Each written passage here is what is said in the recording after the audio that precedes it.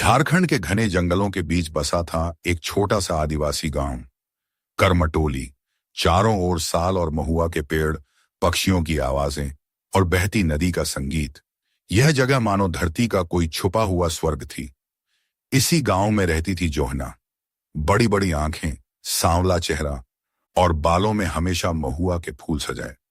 उसकी हंसी इतनी प्यारी थी कि लगता था जैसे जंगल भी मुस्कुरा उठा हो। दूसरी तरफ था बिरसा, लंबा, मजबूत और शांत स्वभाव का लड़का। वह तीरंदाजी में माहिर था और जंगल के हर रास्ते को पहचानता था।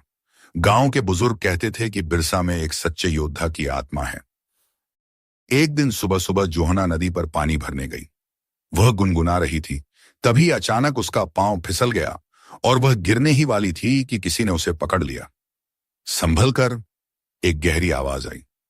जोहना ने मुड़कर देखा, वो बिरसा था। उस पल दोनों की आंखें मिली और जैसे समय थम गया। धन्यवाद, जोहना धीरे से बोली। बिरसा बस मुस्कुरा दिया, लेकिन उसके दिल में कुछ हलचल होने लगी थी। उस दिन के बाद दोनों अक्सर मिलने लगे, कभी नदी के किनारे, कभी जंगल के रास्तों में।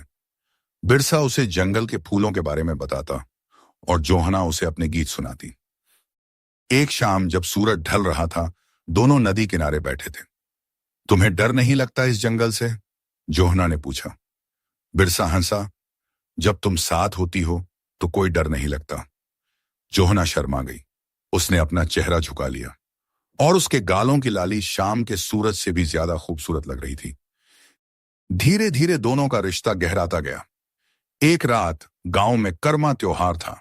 सब लोग नाच गाना कर रहे थे। ढोल की थाप पर पूरा गांव झूम रहा था। जोहना ने लाल रंग की साड़ी पहनी थी, बालों में फूल और आंखों में काजल। वह आज पहले से भी ज्यादा खूबसूरत लग रही थी। बिरसा उसे देखता ही रह गया। आज तुम बहुत अलग लग रही हो, उसने धीरे से कहा। जोहना मुस्कुराई। अच्छा या बुरा? बहुत अच्छा, बिरसा ने उसकी आंखों में देखते हुए कहा। दोनों ने साथ में नृत्य किया और उस पल में जैसे उनके दिल एक दूसरे से जुड़ गए। कुछ दिनों बाद बिरसा ने हिम्मत जुटाई। वह जोहना को जंगल के उस हिस्से में ले गया जहां एक बड़ा सा पेड़ था, गांव में जिसे प्रेम का पेड़ कहा जाता था। जोहना, उसने धीरे से कहा। हूं? उसने उसकी ओर देखा।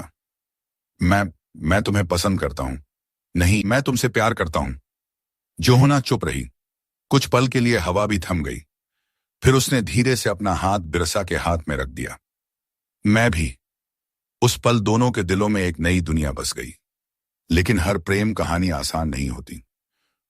गांव के मुखिया ने जोहना की शादी कहीं और तय कर दी। जब यह बात बिरसा को पता चली तो उसके पैरों तले जमीन खिसक गई। मैं तुम्हारे बिना नहीं जी सकता, उसने जोहना से कहा। जोहना की आंखों में आंसू थे। मैं भी नहीं, लेकिन हम क्या करें?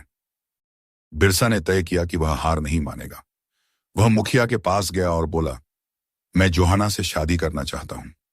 मुखिया हंसा। तुम्हें अपनी ताकत साबित करनी होगी। अगर तुम जंगल के सबसे खतरनाक जानवर को पकड़ लाओ तो मैं मान जाऊंगा। यह सुनकर गांव वाले हैरान रह गए। बिरसा जंगल में निकल पड़ा। दिन रात उसने संघर्ष किया। आखिरकार उसने एक जंगली बाघ का सामना किया। लड़ाई कठिन थी, लेकिन बिरसा ने हार नहीं मानी।